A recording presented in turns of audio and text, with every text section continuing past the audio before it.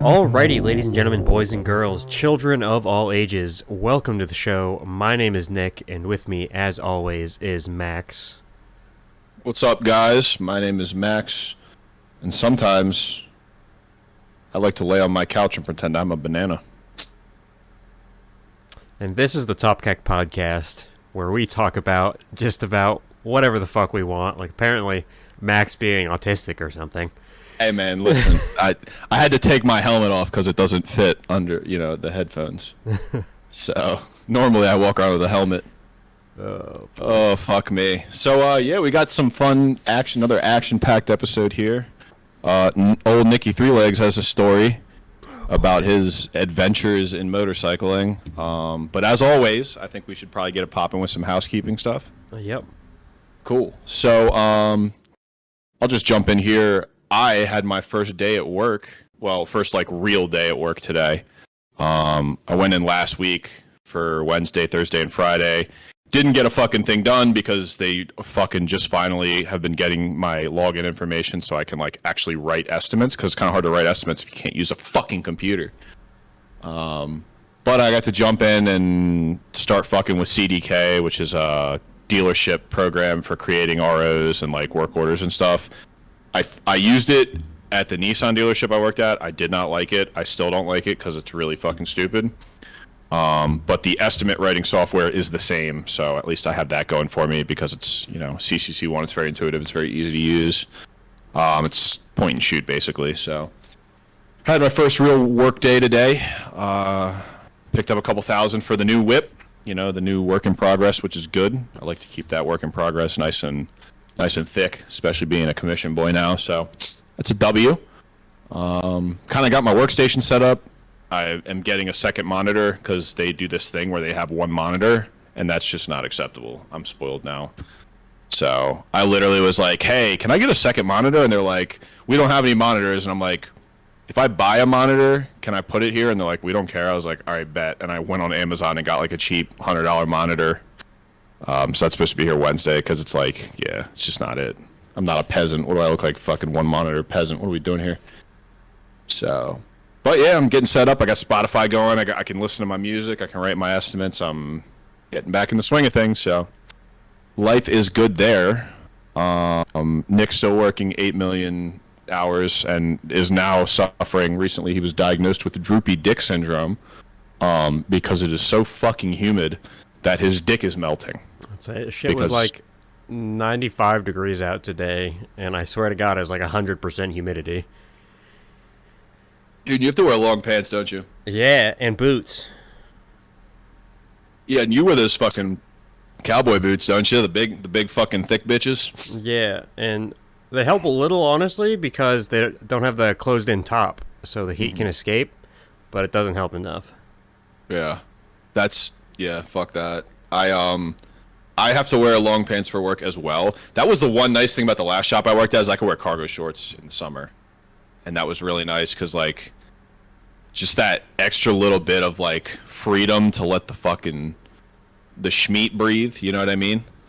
But I'll tell you what, man, I'm back, and I'm pretty much, I can wear jeans, but that's a once or twice a week thing. They really want you to wear khakis or black pants, and all my khakis or black pants are I already wear skinny jeans as it is, but these bitches are tight.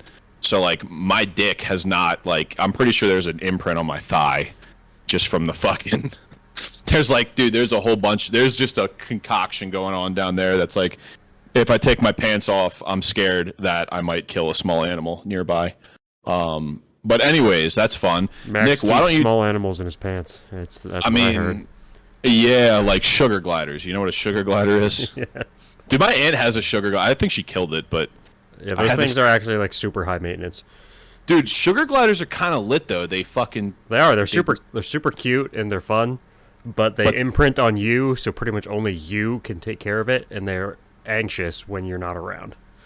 Yeah, well, and she would just carry this little fucker everywhere, and he was crawling in her shirt and shit, and whatever, but I'd be afraid that I would fucking accidentally sit on it or hurt it, because I'm not very careful.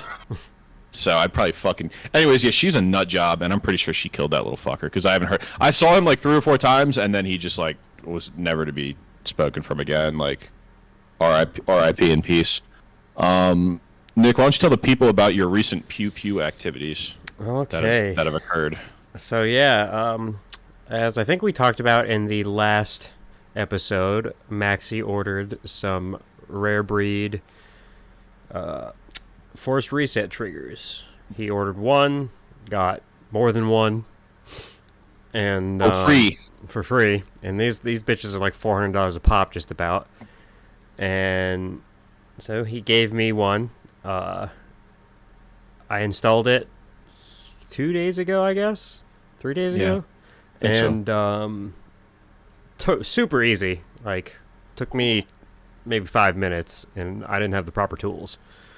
Yeah. And so I went over to my dad's house where we got the Anderson Ranch. Ranch, baby. And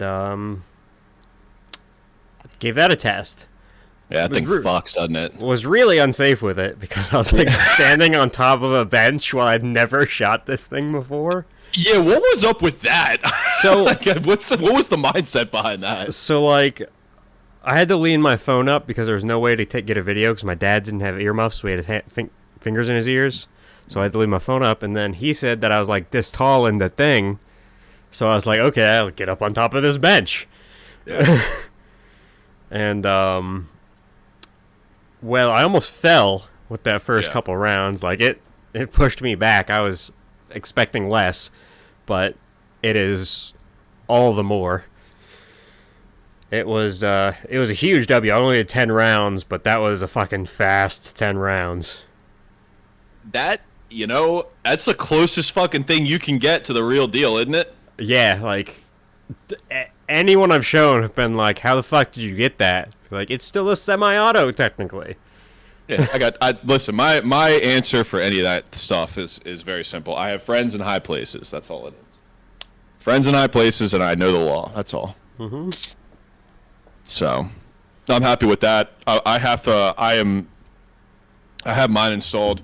I actually am having some clearance issues with one of my uppers. So my 16-inch upper, the standard one, like the standard configuration, the first AR-15 that I ever bought, that's the lower that I'm SBRing, or I'm still waiting. It's been officially 2 months tomorrow, I think, and they still are just jerking their cocks, fucking shitters. But the 16-inch upper will not clear. I tried switching out the bull carrier group, and it will not clear. But my 12.5-inch upper, the carbine length upper that I have, which is the setup for the SBR, will clear with different bolt carrier groups. So I don't know if it's. I mean, certainly it's an upper problem. Yeah. But it was very odd. So I know I've heard of people having clearance issues where they'll, I guess the part of that connects that drags the bottom part of that bolt carrier group, that little nub, not the hammer, but the little nub behind it. Mm-hmm. I guess that part is sometimes too large depending on the kind of upper you have. Anyways, it doesn't matter because the configuration that I'm actually going to shoot it in, it should run no problem. But yeah, I got mine installed in too, and it would have been an easy thing if I would have had the correct size 3/16 Allen key for the rear grip to release the safety selector. So, by the way, I have no idea how the fuck you got yours out, because that safety selector was just like, nah, bitch, you thought this was going to be in and out. So you're a wizard. It took me that was what took me the longest, was getting the fucking selector out. And I literally just had to push mine. Mine didn't take any Allen key. Mine was just like, boop.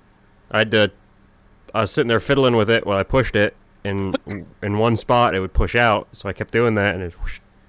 Oh, okay. I think it's just the detent. Well, it's obviously just the detent, because I literally just broke it free, and I mean that has the littlest bit. If I had to guess, I'm talking like 7 foot-pounds of torque, like the littlest little. Yeah. But I literally cracked it probably like a 3/4 turn, and just enough to loosen it, and the safety selector came right out. So I guess it's just maybe the two different detents or whatever. The one that was in my rifle versus yours is a little bit different, but whatever. Either way. So that's good. That'll be fun activities to test. I'm really curious to see how that thing runs on the BCM upper, because the BCM uppers are supposed to be fucking tits McGee for DI. I'm not fancy, so I don't have a gas piston AR because I'm not rich. But for a DI upper, they're supposed to be pretty fucking tits McGee. So I can't wait to see how that bitch runs. And the suppressor that I inevitably will get sometime in hopefully 2025 or 2026 will be able to run subsonic rifle full auto. So I will have to get probably like 100 grain or whatever 5.56, As and then like the fucking huge. as CNN put it, it is full semi-automatic. Yeah, dude. So it was hilarious. I saw your post, and I saw the YouTube video, and I figured the YouTube video would have been like how it works in case people were curious. I clicked the video, and I was like, "Oh, dude, I haven't seen that video in probably like 4 years." Fully semi-automatic. His stance, dude, like the way that he's holding that fucking gun, like his stance, whack. Him calling it a fully semi-automatic, whack. Like, dude, he's like hunched over, all fucked up, looking like a hobbit. His feet are like 20 feet apart. It's just, God, I really hope. I was just kind of hoping that he would shoot one, and then it would like, you know, have one of those freak accidents where it tilts backwards and fucking blows his head off. Meanwhile, I'm in a fucking jersey, shorts, and some sneakers on top of a rotting ass bench. Yeah. Straight Rambo status. Yeah, like it lifted me. Like I had to lift my front foot. Yeah, well, it looked like you almost took a spill. I almost did. You're fucking letting the choppa sing, dude. Like, dude, the other thing I'm surprised too is that rate of fire. Yeah, like that's like, legit.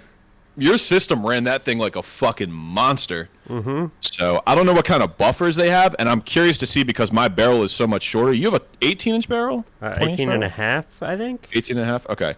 I have a 12.5-inch barrel. Yeah, so that bitch is gonna kick. So that's what I'm saying is I feel like that thing is going to be rowdy as fuck. Yeah, and like the second burst, I was dialed in. Like it didn't push me too much, but like that first one caught me by surprise. Because not only is that a fairly sensitive trigger, but I was expecting fast, but not like that. That's a 5-pound pull too. Yeah, that's a 5-pound pull on that trigger. So yeah, that's cool. We got a little test and tune to do. I'm curious to see because so the barrel is I have a 12.5. It is a carbine length gas system. So in theory, it should gas correctly. I'm trying to think of how when I was shooting it. So the brass deflector. I noticed when I was taking it down to clean it, the brass deflector had brass from where it had hit. So I think my rifle might be a little bit overgassed as it is, just because it is a standard length 16-inch rifle. So the buffer's probably set up for that with a carbine length gas system. But I'd rather it be overgassed than undergassed because if it's overgassed, it should just run like a motherfucker and, 900 rounds a minute or whatever. Right. So yeah, that thing is, I'm super excited to get that dialed in. I have to tighten it down because, speaking of not having the right Allen keys, mine are just a cunt hair too large, of course, because it's a fucking 1/16. That's the tiniest little fucking... Anyways. So yeah, fucking stoked for that. I really want to fucking put that bitch on the 10.5-inch 300 Black Opera with the suppressor and let that motherfucker sing. That's going to be a lot of fun. So... Yeah, we're going to have to be selective with the testing of the force reset trigger because... Oh, you're the boss. You just tell me when we can and can't. I've got to clear it with my old man, and then I got to inform other people that it's happening, and then we got to do it in short intervals because we don't want the neighbors to call the cops. Yeah, shooting guns is one thing, but like dumping 50 is another. That is entirely different. Yeah, that's what I'm saying. It just puts a fucking smile on your face. Oh, it did. Makes you fucking dick hard. Yeah, we love that shit. So it's really cool the kind of shit that the market, God bless the free market. Mm-hmm. So I'm super fucking pumped for test and tune whenever that ends up happening. And I mean shit, I just bought 2,000 fucking rounds of the finest Israeli overstock, and the shit that I have, it's all M855. So it's a 62 ball, and that's a hot round. You know what I mean? So that should fuck once we get into it. We need to figure out somewhere where we can fucking let them sing. Oh yeah, no, dude, I'm down. Even if it's just like once or twice, I want to rip a whole 30. Mm-hmm. I just want to rip a good 30 all the way through. I mean, I'd really like to do like 60, but I don't have any 60 round mags. Yeah. But I would love to just, yeah. And especially, dude, I'm telling you, that fucking 12 and a hatch, that bitch is gonna, that thing, you want to talk about singing, that bitch is gonna belt, son. So I'm fucking pumped for that. So Liberty Activities, ATF, suck my nuts. Yeah, it's all legal. Fuck off. Yep. And if you deem it to be illegal, that's okay. I have one, Nick has one, and neither of us own any more than those two. Yeah. And should the opportunity present itself, I'm not going to speak for Nick, but I will relinquish my one. Yep. Nick said you better have your plates in, bitch. They best be level 4s. That shit better be ceramic, my guy. Oh, shit. So, enormous W. Firearms are always fun. Nick, tell the people about your adventures into Pennsyltucky. Oh, boy. Because I heard it was a clusterfuck, and Nick wouldn't tell me anything other than it was fucking scuffed. So So I made this post on Facebook. I'm in a bunch of motorcycle groups for Maryland, and I posted as like, hey, I'm trying to ride up to this abandoned tunnel. It's the PA Turnpike Tunnel that was built in like 1881 or some shit. And so I posted like an event. Shit ton of people like interested. A bunch of people said they were going. I think like 25, 26 people ended up actually showing up at the first meeting. Nice. I told everyone to get gas. Now is the time to get gas before we left. Nobody ever listens. No, nobody. I said it multiple times, and some other people said it. No, only like 1 or 2 people went. Like, all right, everyone topped off like you should before you go on a motorcycle ride. No, like that is a rule. If you go to ride with people, show up with a full tank of gas. Mm-hmm. There was 2 gas stations, not even 200 yards from us. So no excuses. Literally in sight. Yeah, like I could have thrown a football and busted a car's windshield at the gas station. Oh my god! And I can't even throw very well. So we get going, and I'm using the Calimoto app, which honestly, fuck that app after this whole experience. It's like out of Germany. It tells you a bunch of cool ride or like roads to ride. You can do like twistier roads, this, that, the other. The roads it took us on, for the most part, were great. It doesn't seem to know that roads have 2 directions. So we only had to go out and left on this road coming out of the mall. Instead, we go out all the way around the mall and out. What the fuck? So, I looked like an idiot leading a group of 26 people, which all of them were older than me by some time. Nice. Except for maybe one, and that's it. Damn. Hate to see that. And no one commented on that, so I don't think anyone noticed. But, so we get going. We're going for a little bit. It's fine. And we've been riding for 1.5-ish hours, maybe close to 2.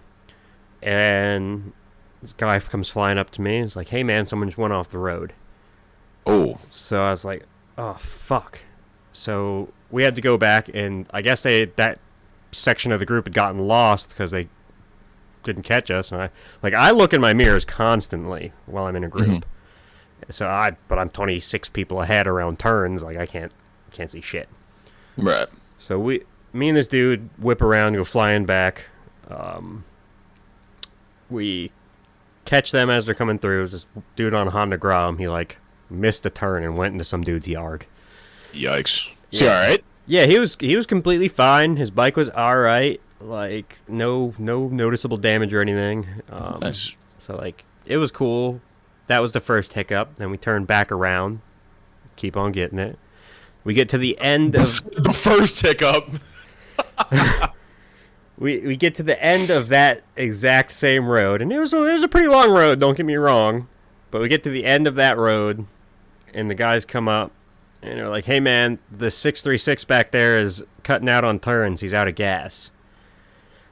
I was like, "All right, So we like stop at this intersection and we're blocking cars and shit because there's a fuck ton of us. Nice.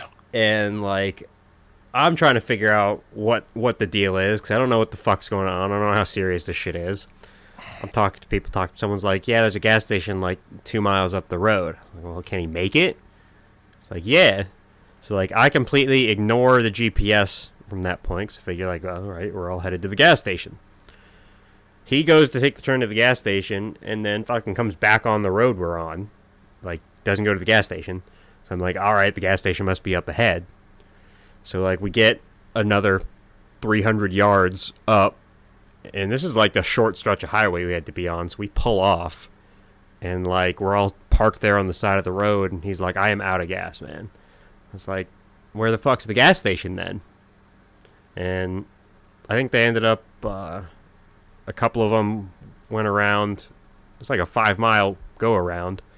And they got gas. And like, I told everyone, I was like, hey, these guys are out of gas. They're getting gas. Then we'll get back on the road. So I figured anyone who needed gas would go the fuck and get gas. Oh my god, don't even tell. So they come back after like 15 minutes. It's like a 5-mile loop around. We go past some gas stations. I get it like a little bit up this road. Some guy comes up to me. He's like, hey man, I thought we were stopping for gas. Like, people need gas. I was like, why the fuck didn't they go to the gas station when some guys just went to the gas station? Like, I thought we were good.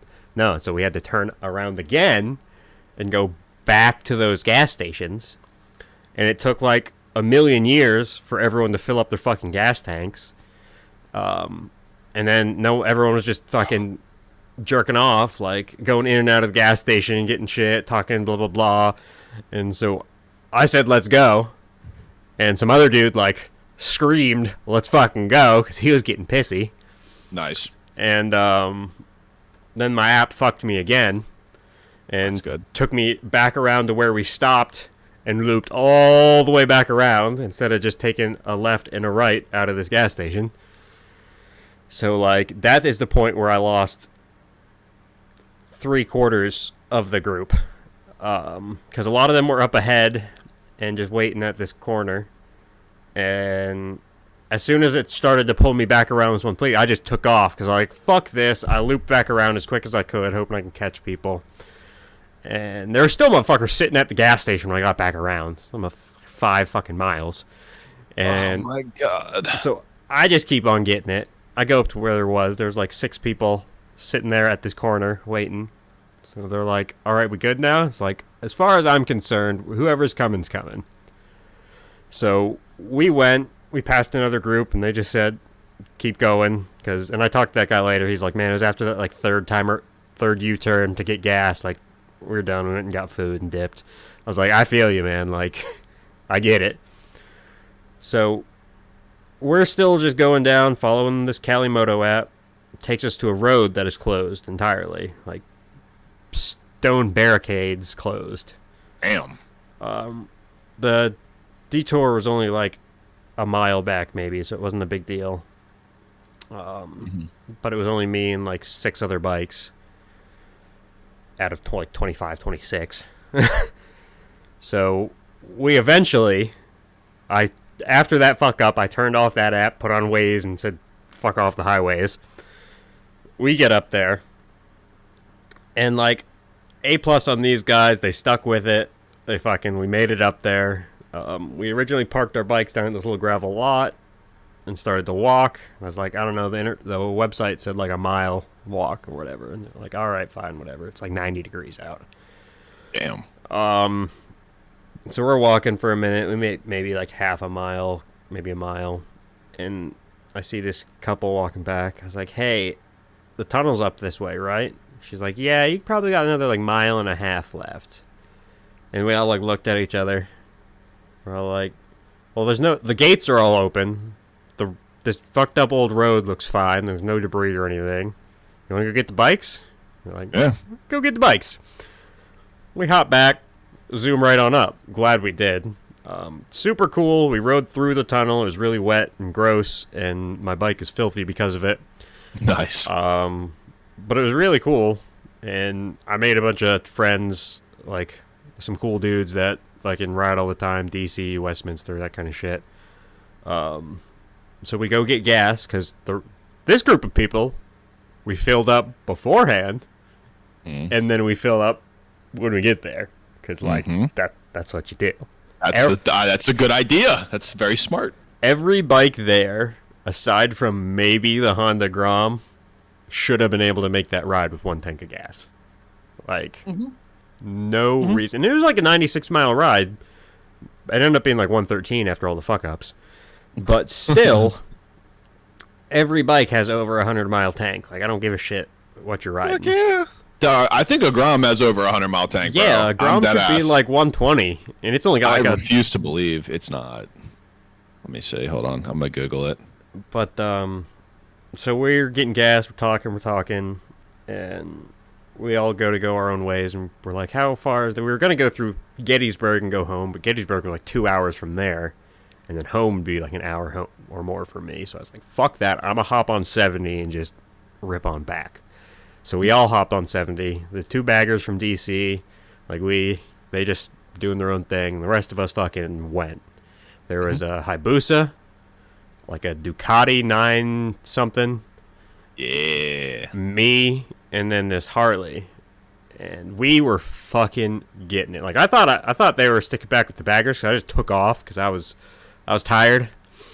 I was trying to get home to shoot fucking machine guns. And so I'd been cruising for like 5-10 minutes. Like I called my dad on the fucking headset, told him like I'm on my way back. I'll be there like 2 hours. And then I look in my mirror and these motherfuckers coming up behind me. I'm like, I get you. Yeah, here we go. So like the Hayabusa, obviously the one in front, he's cooking. And as soon as they get up to like pass me, a fucking cicada hits me in the face. So I'm riding the rest of the way home like 3/4 vision. Like this. Yeah.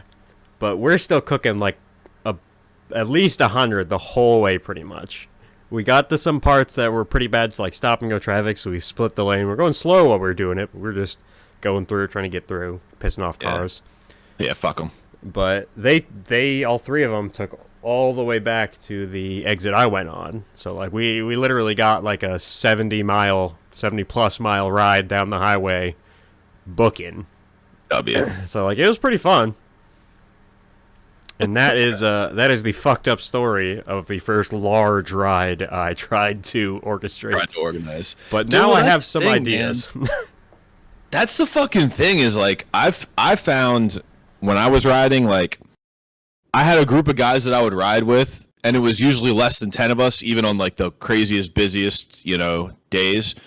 But once you start riding with randoms and people you don't know, like when I would go to ride with my friends, I knew if I didn't get gas before we originally met up, you had 5 minutes before everybody rolled to go get your fucking gas and get your shit ready. And I even waited like 10 minutes or more past when I originally kickstands up, and so like I thought everyone was good, but I got some ground rules to post on the next one.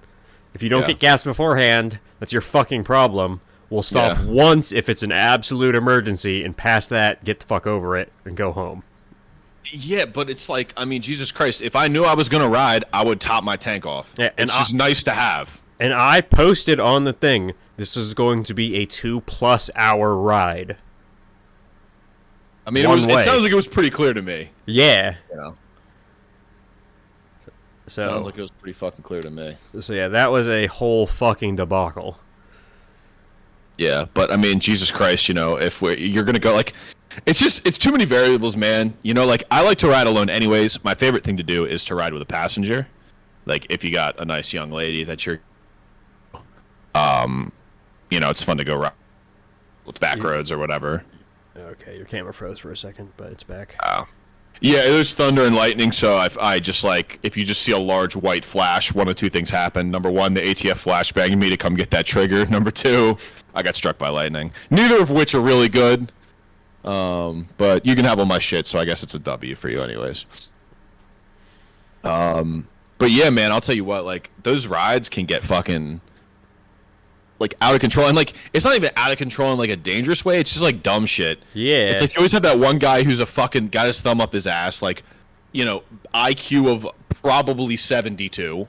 You know what I mean? Like, just fucking clueless. I'm like, yeah, no, man, I got a full tank of gas. He's like, oh, yeah, I got gas 2 weeks ago. I thought I got it this morning. It's like, no, motherfucker. Like literally before I ever stop at a place to meet people, I get gas. And I only get fucking V-Power gas, so I got... You gotta strategize. Yeah, like, I check my GPS before I'm headed there to make sure there's one close. Yep. I mean, it's common sense, but, that's a... Yeah. That's one of those things where it's... Yeah.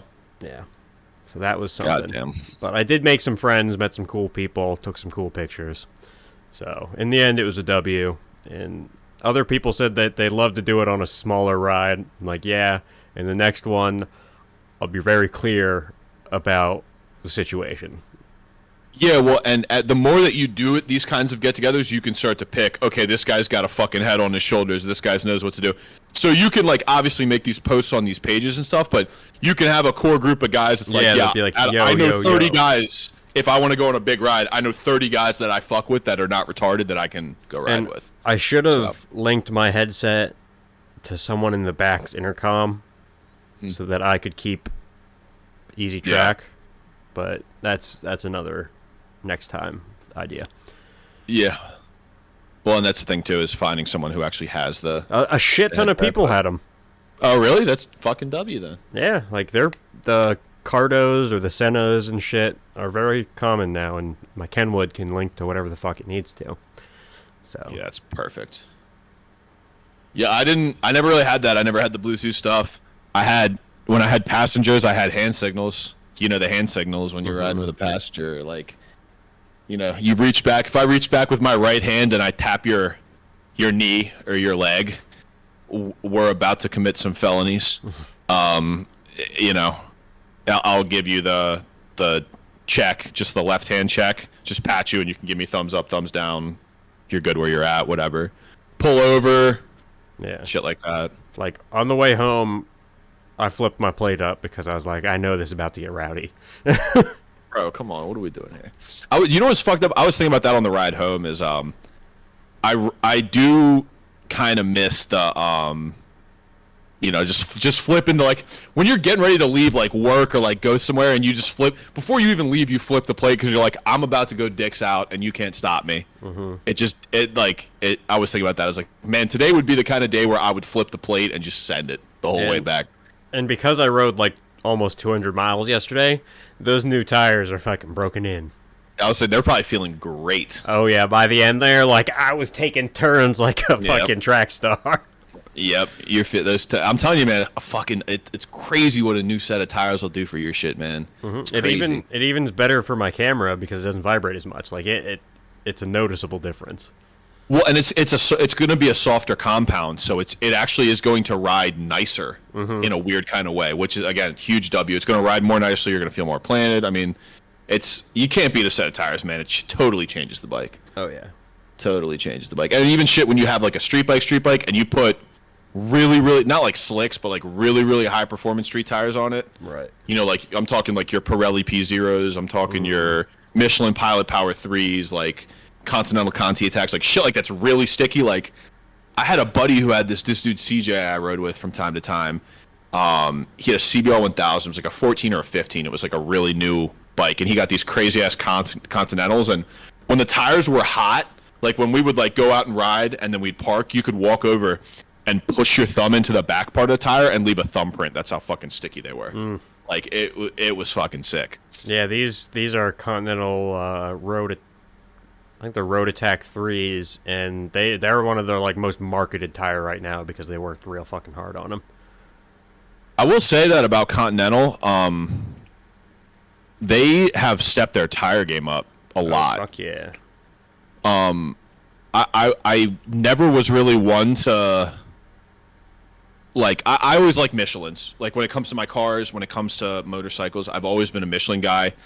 I've never had a Michelin tire that has let me down, ever.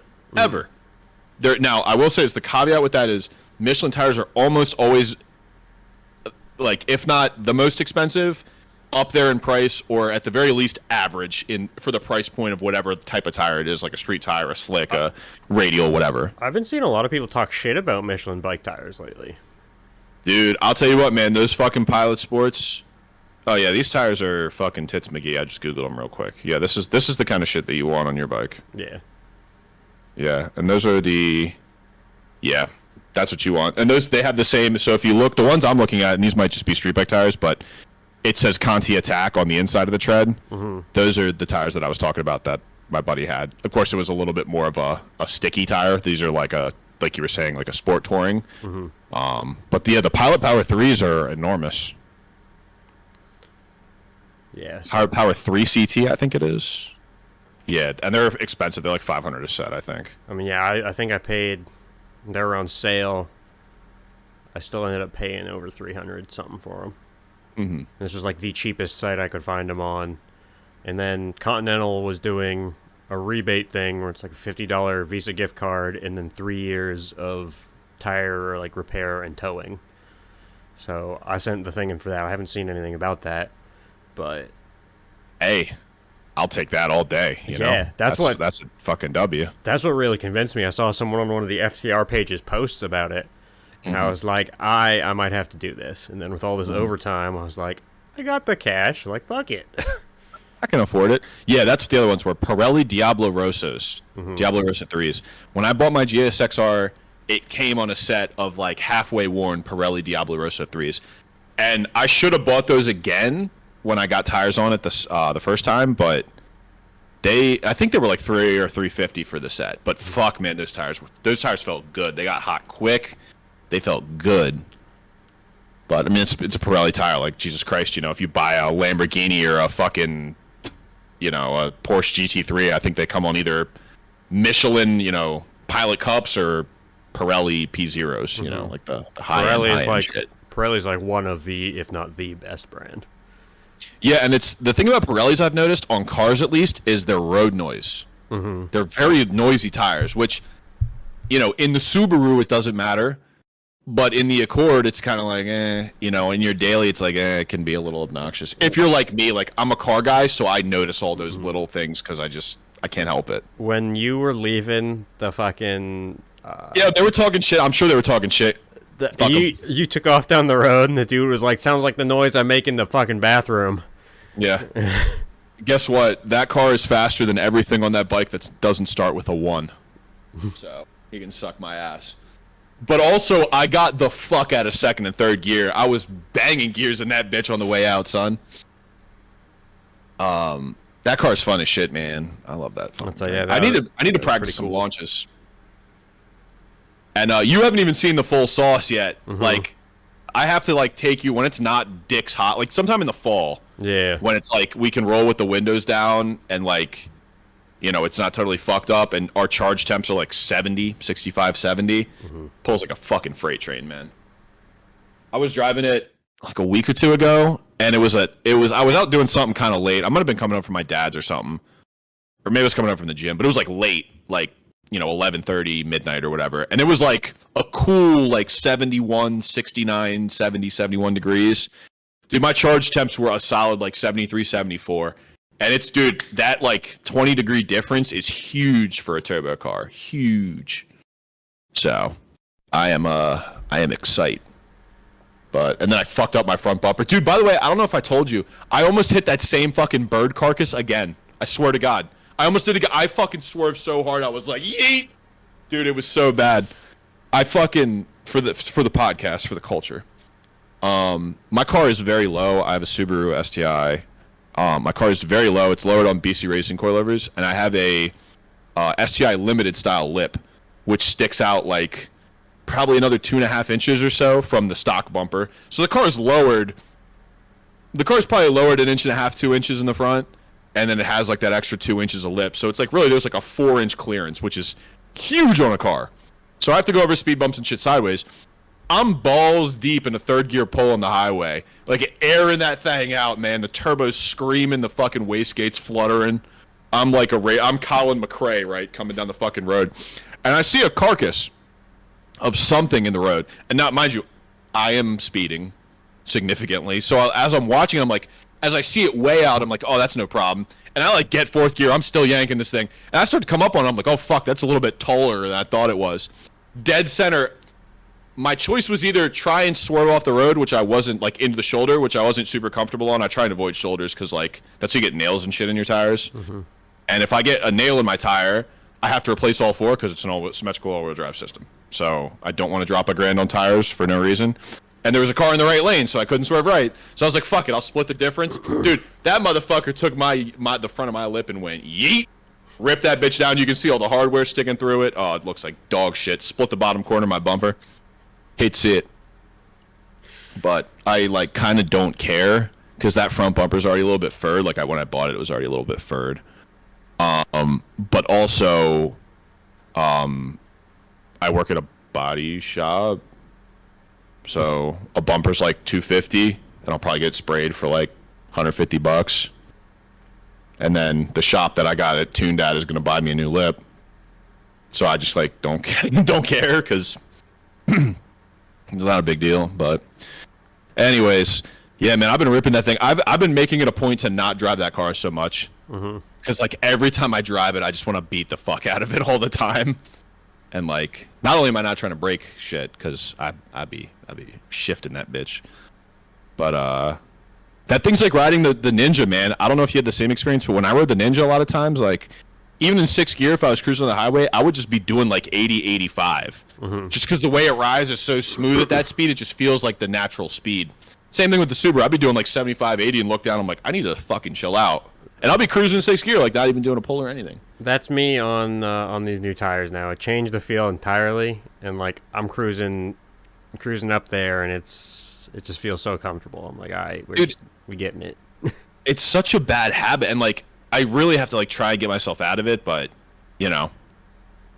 But hey, I mean, it's part of the deal, and I do like having it as like a secondary vehicle where it's like a treat to drive it, you know what I mean? Like it's the weekend, or like maybe I got up early because I have to like warm that car up because it's a larger tolerance. You know, I think it's high silicone. No, it's low. I think it's low silicon content pistons, but the pistons expand a lot because they're a special type of alloy piston, forged piston. So I have to let the car warm up. I usually let my coolant temp to get like 165, 170.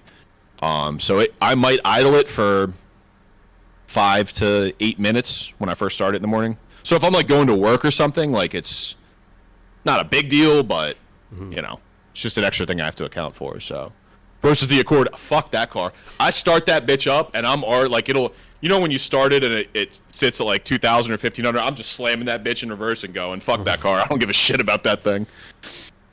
So plus the Beltway, like yeah, it's not bad with COVID. But like I'm seeing a little bit now where it's going back to the Wild West again. You know what I mean? And I would just hate to be riding normally and someone just slams into the ass end of my car for no reason. Yeah. So, and I was talking to I almost said his name. One of the higher ups at the dealership I work at now.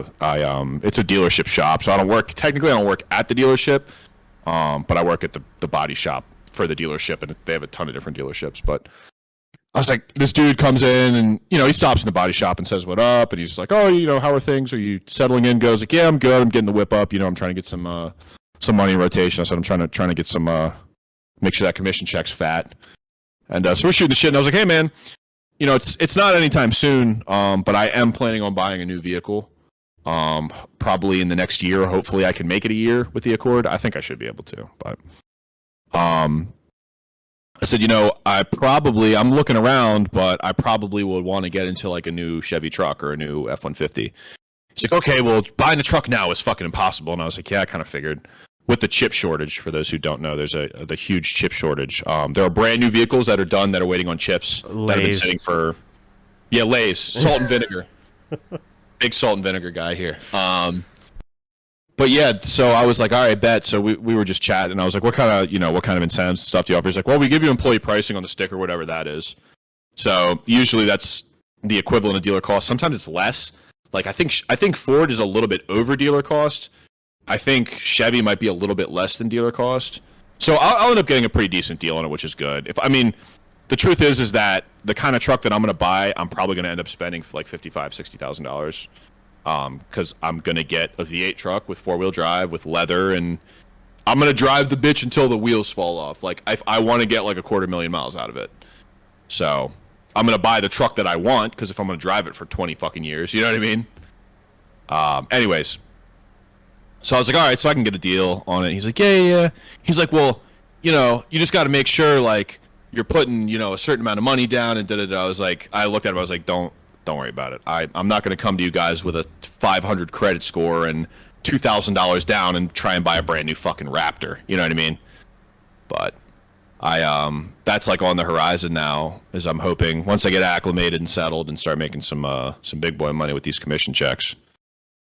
Hoping to buy me a nice new Chevrolet or something. And I was looking at have you seen the new TLXs? I haven't. So the brand new Acura TLX, they brought back the Type S.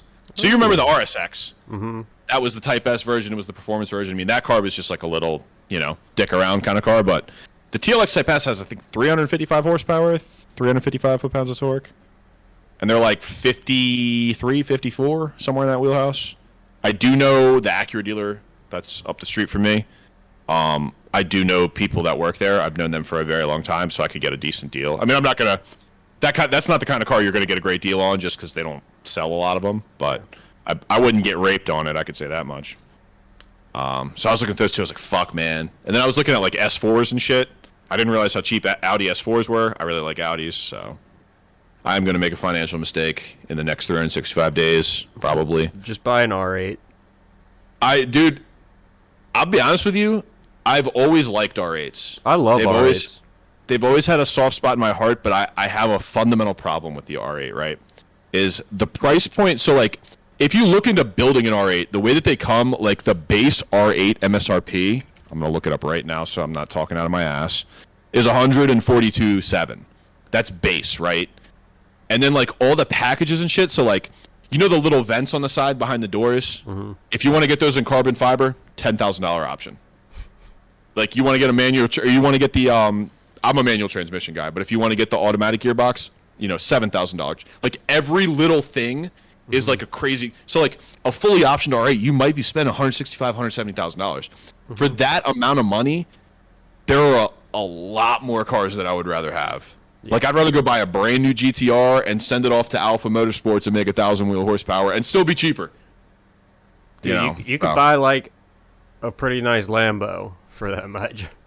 Yeah, I don't even know. I mean, it would have to be used because I think the new Lamborghinis, the Huracans start from 208. Yeah, it has to be used, but still. I would love a Huracan, man. I'm a big Lamborghini guy. I've always been I prefer Lamborghini over Ferrari personally. But I actually, one of my attainable dream cars is the 2004, 2005, 2006 model year Gallardos, which have depreciated very reasonably. So, like, I mean, don't get it twisted. It's still like an $80,000 to $110,000 car, depending on options and mileage and shit. But I would love to buy one of those. In 10 years, they're probably going to be in like the 70s or 80s would be my guess. Mm-hmm. So hopefully when I'm a little bit more stable and hopefully making a lot of money, I can buy one. But I've always wanted one when I was a kid. Like, that was the poster that I had on my wall, And that was like when they were like brand new in 04, 05. I was 9, 10, 11 years old, Yeah, and I wanted me one of them Lamborghini Gallardos.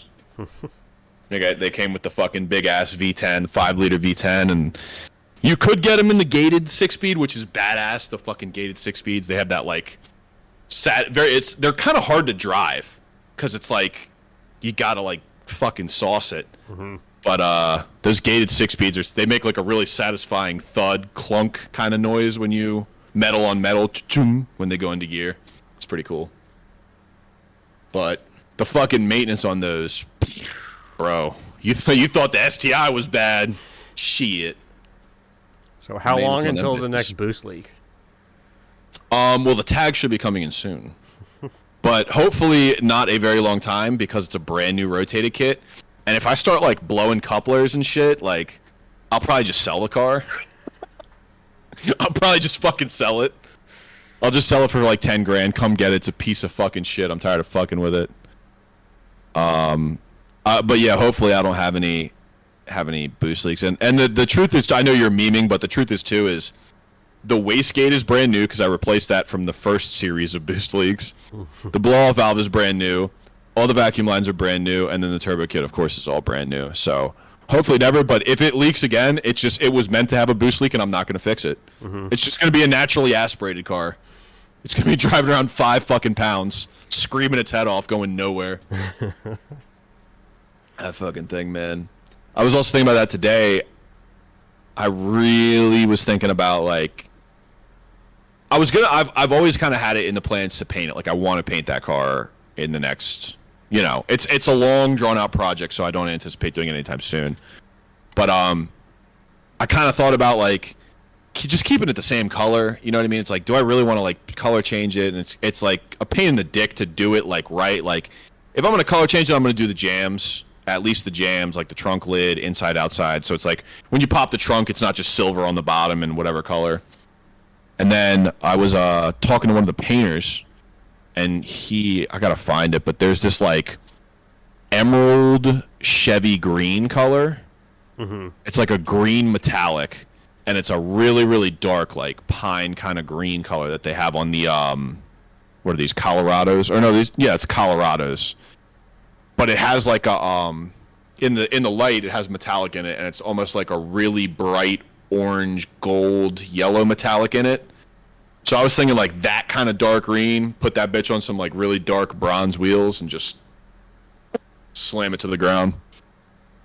So I'll end up doing that, I'm sure, because I can't ever make it easy. It's not like, oh, I'll just sand out and fill the cracks and we'll paint the same color. It's like, no, we got to do it the fucking crazy way because I'm a nut job like that.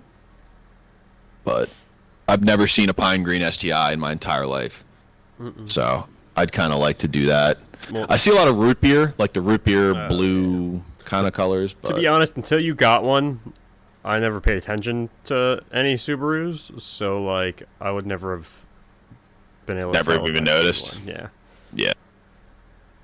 Yeah, I mean, they're always... And Subaru's pretty basic when it comes to their, like, I mean, obviously, like, the factory colors, they're always pretty basic. They did a hyper blue, like a really kind of, like, almost like Mustangs, the grabber blue color. But for the most part, they stay with the silver, black, red, white, and then the standard, like, Subi blue. But, yeah, I kind of want to do something different. Or I was thinking, like, a really, really dark candy, like a 3-stage red. Would be kind of a W too. But because I don't spend enough money on dumb shit.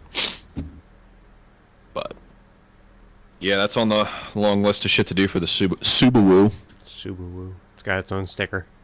It does, and it will not be taken off. I refuse.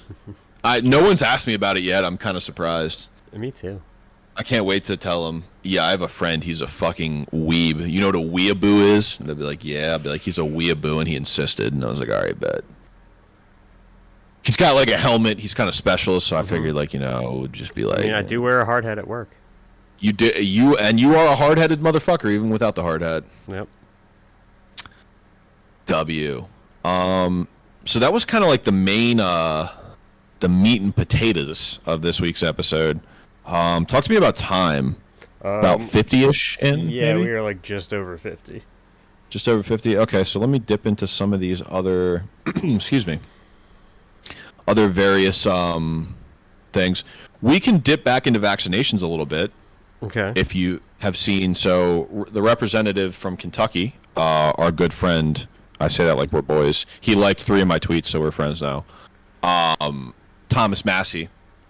On vaccinations. I don't know if you saw the most recent viral news clip of him. That video where the news reporter was like, "Are you vaccinated?" And he goes on this whole long rant about natural immunity, and then she's like, "You didn't answer." He's like, "Well, it's none of your business, but I'll tell you." Yeah, but it's so funny because it's like, and I'm like coming to that realization now too, where it to me that kind of speaks to like this.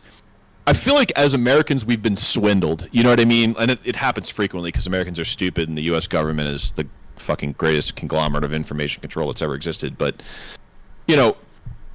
we've been led to believe that just masks, like, and I hate to say that, when it was my least favorite saying when COVID was, like, first popping off. Oh, this is just the new normal. You know what I mean? But it was like, I feel like even the kind of guy that I am, I'd like to think I'm skeptical, and I'd like to think I think critically, and I try and objectively look at science and things like that, right? And obviously we're all biased. I'm biased myself. I must concede that, right? But I feel like we were just conditioned, and I hate to like put my Alex Jones tinfoil hat on, but it's like I feel like we were just so conditioned that like masks, we're just gonna wear masks for the rest of our lives, and it's like, no, like there's literally no reason to. I was going to the grocery store the other day, and I like went to reach for my mask. I'm like, I'm fucking vaccinated. You know what I mean? Like, suck my dick. It doesn't matter. Like, what are you gonna do? Beat me up? You know what I mean? It's like this weird programming that's happened. So, anyways, I really appreciate that because like at the end of the day, both Massey and Rand Paul have pretty much taken the strong position of like, we have data that tells us that if you have had COVID, it was like 6 or 8 or 9 or however fucking many months it is. No, they've determined it's longer than that now. Okay, so even if whether it's indefinitely, a year, whatever, it's like we have science to tell us the truth. Based on the science, which is all we have, there is no reason to believe that we need to be vaccinated if we've had COVID. Mm-hmm. So it's like, why are we playing this bullshit game? Like, it's just, this is the way the science works. Yeah, there was, he talked about a bunch of different studies in a bunch of different places, and all of them said that having had COVID gives you statistically the same immunity as whatever the most effective vaccine was, like Pfizer or Moderna is one of them. And then one place even, and it was statistically insignificant, but showed that you have better immunity than with the vaccine potentially. So, and I would suggest, I don't know how this, I'm not a fucking virologist, right? But like, I would suggest that actually having it is going to give you better immunity because when you have it, you have achieved a strain, right, that has mutated and made its way through the population. It has directly infected you, and your body has naturally, through its own processes, learned how to defend that specific strain of the disease. Versus a vaccine, again, I'm not going to say vaccines don't work because I just don't fucking know, but I would suggest that I would assume it would be better to have it versus a vaccine, which is a guess. Right? I mean, think about the flu vaccine. Like, anybody will tell you a flu vaccine is literally they guess what they think the flu strain is going to be for that year, and they shoot you up, and good luck, have fun. And I don't get flu vaccines because they always make me sick anyways. And now we aren't saying go get COVID so that you have immunity. That'd be stupid. Don't do that. Yeah, no, I mean, this isn't medical advice. I'm not a doctor or a lawyer. I am an estimator, and I can advise you about what to do if your vehicle is damaged in a collision. But I do charge for that service. But did you see that? Yeah. My lights just flickered. Yeah, man, I don't know. I just maybe that was God telling me to shut my mouth. But nah, man, it's like, I don't know. It just seems like we're in hysterics, and I have noticed, and I'm starting to feel it. Like, I feel like people are more comfortable. Like, dude, again, I'm vaccinated. I'm shaking people's hands and shit. You know what I mean? We're getting back to the normal, and people are still coming in with the masks. And just the kind of person that I am naturally, especially at work, because I have to behave a certain way. I'm respectful. If I'm not wearing a mask, again, I'm vaccinated. I'm worried about me. But if you come in and you're wearing a mask, I'm not even going to try and shake your hand. Because if you're wearing a mask, it's likely you're not vaccinated. And even if you are vaccinated and you're wearing a mask, you're probably not going to want to shake my fucking hand. Because if you're vaccinated and wearing a mask, you're a nut. So, I digress. But it's just, I don't know. It seems to me that the vaccination and COVID is playing out on a much quicker timeline than any of us thought. What are the odds that...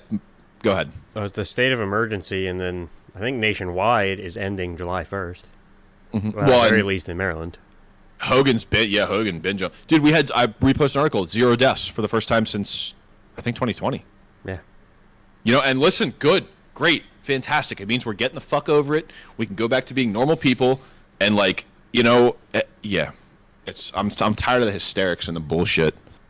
And Karen's giving me side eyes at the fucking Walmart. Like, dude, I'm literally about to just get to the point where I'm just gonna walk around with my fucking fly down, and every time someone side eyes me, I'm dropping a nut out and just making eye contact. Like, yeah, this is for you. I don't get it. But I do appreciate some politicians, and again, you can say what you want about the right or the left being science deniers, and the fact of the matter is we have politicians that are reading science and are not playing political theater. And regardless of the way that is, you know, I support objective truth and data, complete data sets. So that's a W. We like that. So that's awesome.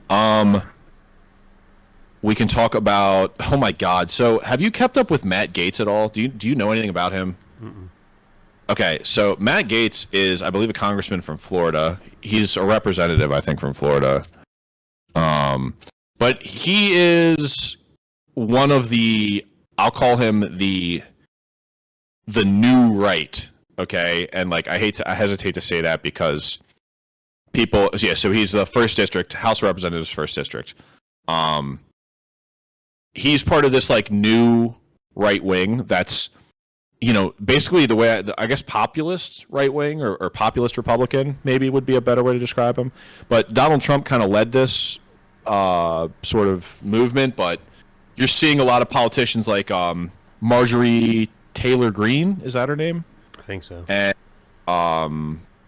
the lady from Colorado that's like really big on guns. I don't know her name. You know, you have Matt Gaetz. You have. There was another guy I was trying to think of that's younger that was recently elected. That's like basically just doesn't. Thomas Massey's pretty new. I think he kind of falls in that. He's a little bit more libertarian, but they're basically just kind of like challenging the sort of party lines or whatever. You know, and Matt Gaetz has very openly been like, yeah, we need to legalize pot. It's fucking retarded that all you boomers are not, you know, making it legal. There's no reason, blah, blah, blah. So the sort of conservative Republican ideology is, I think, becoming more palatable because we're there. I say we're like I'm a Republican. I'm kind of a Republican. But the ideas of the Republican Party are beginning to shift in a way that is towards more social issues that the youth are finding to be more important. So I kind of have liked Matt Gaetz. He's a little bit of a snake. And there's just some stuff where it's like he still is kind of like big, big government money, and his government spending hasn't been particularly conservative, let's say. But Matt Gaetz recently has been enveloped in a scandal regarding hookers and blow. Hell yeah. So I literally have the note in there as based Matt Gaetz ? This guy fucks. Yeah, well, so, and that's the fucking thing that's hilarious. So apparently, it is alleged that he had like this Venmo account or whatever, and was like Venmoing money to his buddy, and then his buddy was using like Venmoing the same amount of money to like prostitutes, and it's like questionable about whether or not these girls are like of legal age. And there's a whole like sex trafficking thing that's going on. Now, the thing is, the truth is, you know how I feel about underage women and sex trafficking. And it involves a wood chipper, a chainsaw, and forced reset triggers with very large magazines. But I wonder how much of that's like a smear, because like there hasn't been much like circumstantial evidence. You know what I mean? Like there have been the Venmo payments and stuff. Like, yeah, you definitely paid hookers. Like there's no disputing that, like, right? You were buying some hookers. And listen, if that's what you're into, that's fine. I don't pay for pussy. I would literally rather go without, as demonstrated by me not having sex in a very long time. But yeah, exchange money for sex. I'm just like reading through this article here. So, holy shit. She was paid between $7 and $17,500. So they're like blowing money on high-end hookers. You know what I mean? And then he, I guess, came back and claimed extortion or whatever. So mind you, this is a sitting member of Congress. He is still in office. Hell yeah. But it's just the thing that trips me up about this is, part of me is just like, yeah, dude, if you're gonna support sex work, I don't care. I don't. It's for me. I have my opinions on it. I think that it is probably morally reprehensible to sell your body for money. I understand that everyone's situation is unique, and there are some people who don't have a choice. So there are a lot of other things that you can do. There are a lot of people who steal because they don't have a choice. It doesn't make the morality any different. But it just makes me wonder: is like we have Marjorie or whoever, Taylor Greene, the fucking crazy bitch, that is literally introduced legislation to abolish the ATF. And this lady is like full on QAnon nut job, right? She's like talk shit openly to AOC and is like, I'll debate you, bitch. Like just like straight up is like all the way out. Like me, if I were like a crazy Republican, like a conspiracy theorist Republican. You got Matt Gaetz, who's running around slinging dick to God knows who, making Venmo payments like that's not a public fucking thing. Like, what are we doing? Whatever happened to cash? What's wrong with cash? Right? Like, just give a bitch a stack of hundreds. You didn't see me. You don't know nothing about nothing. Matt Gaetz, by the way, is still getting married after all this came out. Like, what? So it just like, what is going on in our politics that, what is going on in our politics that these figures are just like still? I mean, are we just a joke at this point? Like, I don't know. I mean, yes. And then the whole shit with AOC and the donations for her grandma's house or whatever. Yeah. They raise over $450,000 and she's like, nah, she don't need it, even though she just cried poor mouth for her fucking grandma. But it is so fucking hilarious. And then people were just like talking the biggest fucking brainlet take, like, dude, you want to talk about a smooth brain? Not a wrinkle in sight. Was people who are like, AOC doesn't even make that much money. Why is it her responsibility to take care of her grandmother? Congressional salaries are public, right? AOC makes like $174,000 a year. And that is just from what she makes doing politics. On top of that, she has other hands in the pot. Outside of media and speaking fees and book deals. And I'm not even gonna fault AOC as a politician for getting the bag. I'm not. But this idea that you literally have people who are self-identify as socialists saying that AOC doesn't make that much money when she makes almost $200,000 a year, lives in a bougie ass DC. They're like, DC's an expensive place to live. Like they're like defending it like it's. Yeah. She has a place in DC and a place in New York, I think. Both are ridiculously expensive. Yeah, I mean, and shit, bro. Like, get the bag. You know what I mean? I'm not hating you for being wealthy. I'm hating you for pretending like you hate rich people when you're a rich people. Mm-hmm. Like, she sells sweatshirts for $60 a piece. Like, yeah. I wouldn't buy a $60 sweatshirt. And the sweatshirts say, like, I can't remember what they It's the rich. That's it's like eat the rich type shit.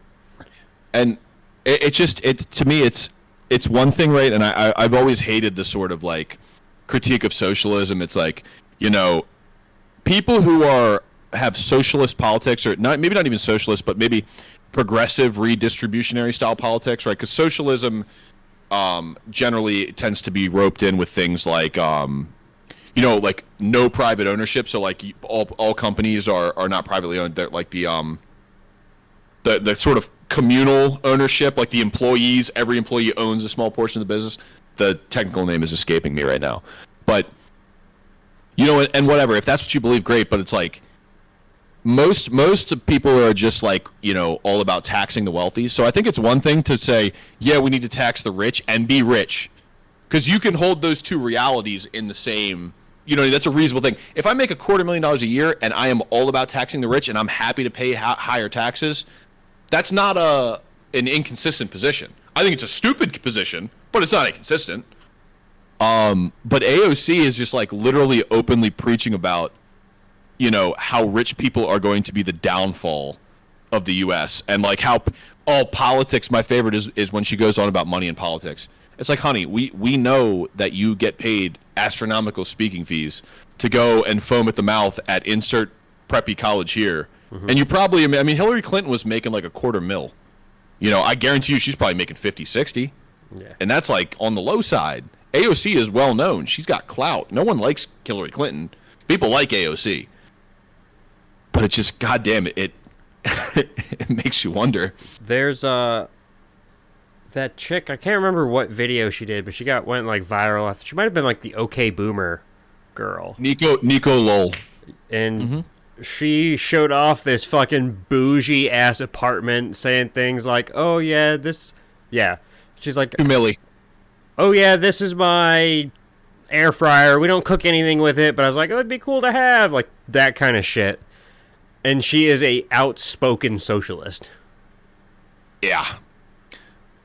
So, God, she has a badass car too. I don't know if it's an AMG Benz or a Porsche something or other. But she rolling. Yeah, no, she's got like, okay, if you buy a $2 million anything, you're all right. You're doing good. But and like, listen, let's be honest, she's a fucking smoke. Like, given the opportunity, I would empty my fucking nuts, right? But you know, it's just what it represents to me is the great American swindle. It's we all posture politically and then we just do the opposite. Mm-hmm. And conservatives do the same thing. Oh yeah. I mean, guys like Matt Gaetz are like, we need to bring back the nuclear family. You were fucking hookers. You were fucking hookers last night. And you're giving a speech about the fall of the nuclear family and how the left wants to ruin the Western world.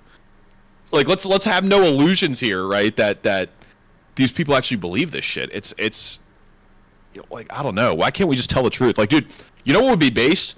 Matt Gaetz come out and is just like, you know what? I like to fuck hookers. We should legalize prostitution. Yeah. And just doesn't say dick about anything else. Based. Mm-hmm. Great. Let's talk about it. You know? Let's fucking talk about it. So, anyways, I do want to squeeze in one last topic that popped into my brain because you shared something on Facebook that I had seen that I thought is a testament to the culture of, speaking of U.S. culture, U.S. politics, the concealed carry map that you posted the other day. I did not realize that back in the 80s, it was 86, I believe, was when the data set was taken. So what the post was, and if we can edit it in, great. If we can't, Nick is editing, so if he doesn't feel like editing, that's fine too. I don't give a fuck. But the post was essentially a map from 86, and it said how many states you could get issue.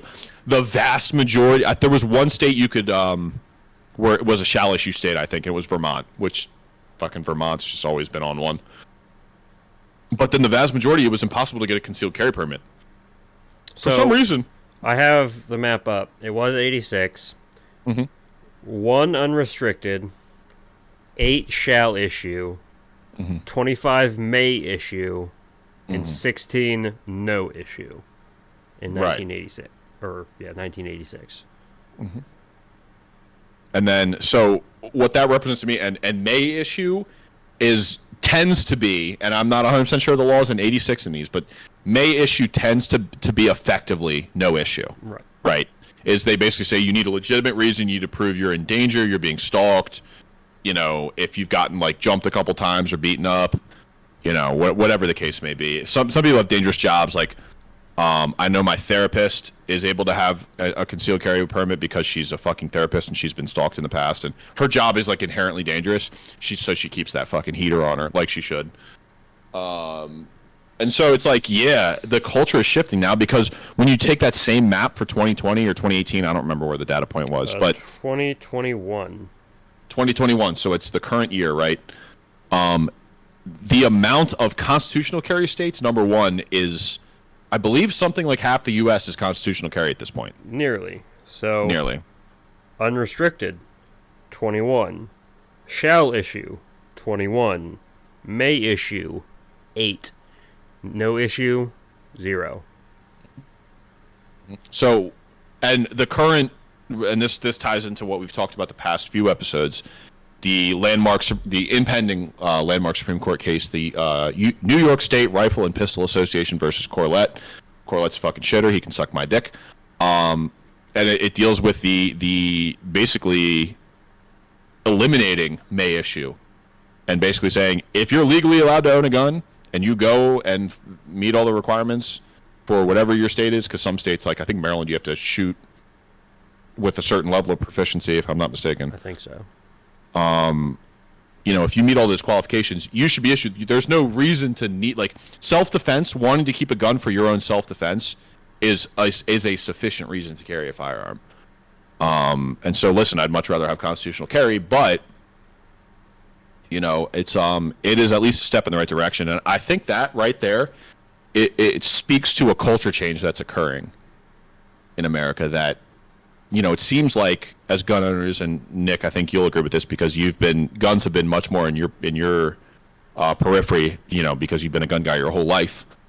I merely inherited the firearm gene, so to speak, or the firearm desire. But the culture seems to be shifting, because frequently we're always talking about, oh yeah, they're coming to take our guns, there are laws that are being passed or attempted to be passed on a regular basis, and politically the rhetoric tends to be, we're going to take guns and assault weapon this and that.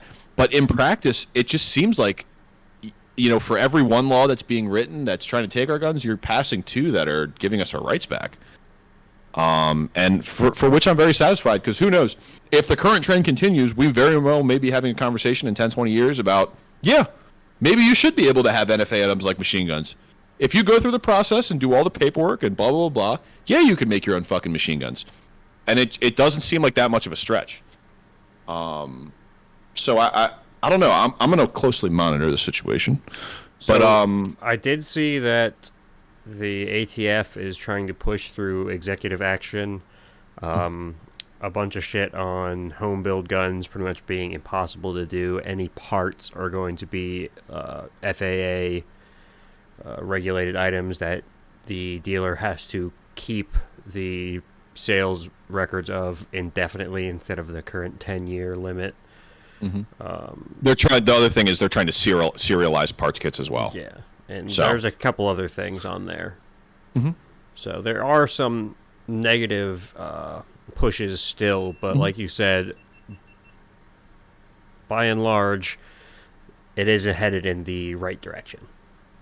Yeah, it just seems to be a culture change, and the sort of great lies about gun control, it seems like people are coming to grips with it. I mean, the fact that we have constitutional carry in so many states, I assumed that was always the case, or at least has been the case for quite some time. It never registered in my head that it was, in the 80s, really fucking hard to get a concealed carry permit, no matter where you were. And then you have states like New Hampshire where they're just like, permits are for fucking liberals. You know what I mean? Free or die. Exact. Base New Hampshire. We love to see it. But, and especially, too, Texas did something big signing that suppressor bill. Because they basically just said that, yeah, the NFA can suck my dick. And I'm telling you, it is now, to your point, the ATF is trying to legislate as an executive, which eventually will get stomped on. The right, no matter how much of shitters they are, there will be an election at some point where the right is going to be neck and neck, and they're going to be like, you know what, we're going after the ATF, they're fucking up, we got to do something about their power. It's gun owners, unfortunately, it becomes a partisan issue only when the right is losing votes. Then they give a shit about gun rights.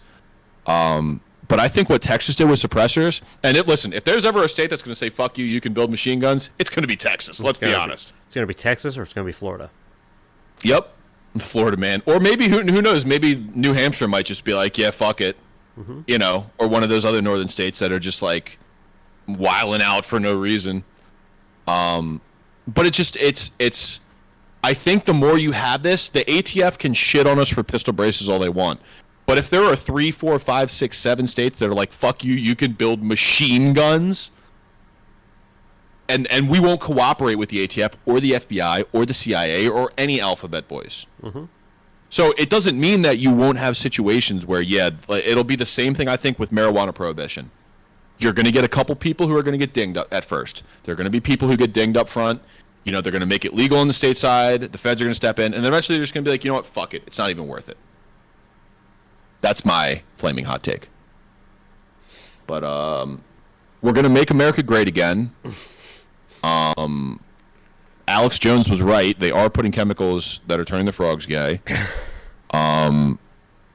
Despite being only 2% of the population, the LGBTQ community is responsible for approximately 40% of the pedophilia. I'm not editing any words out of this episode, so I don't give a fuck. Everything I just said is true. You keep doing your thing, but like, don't. I almost said the word. Don't drop any bad words like that. Yeah, I almost said the word, and I was like, I'm just not going to say it because I don't want to make Nick work too hard because he carries this podcast. But on that note, I think we are probably well into our episode as far as time goes. So, with that being said, I had a blast. This was a very good episode. Nick is falling asleep. I have swamp nuts and have to go get a shower. And so I'm gonna take this bitch out. Thank you so much for listening. Of course, this has been the Top Kick Podcast. My name is Max. I am joined, of course, with the illustrious Nicholas. You can find us on Anchor, Breaker, Google Podcast, Pocket Cast, Radio Public, Spotify, and YouTube. Not to mention TikTok. I've been throwing out some pretty fire TikToks, cutting the content up. They have been doing pretty well. And so you can find Max on Grindr. Yeah, you can find me on Grindr, just getting my ass absolutely blasted by several black men at once. Why am I like this? So thank you so much for listening. If you are here, I have an experiment. If you are hearing this and you are here from TikTok or other various advertising social media sources, drop a comment and say, Nick's a bitch. That's the comment you have to say. So thank you so much for listening. Nick, tell the people whose favorite podcast it is, man. This is and will always be, until the end of time, your stepdaughter's favorite podcast. You're goddamn motherfucking right. Thank you so much for listening, guys. We'll catch you next week. Have a good one.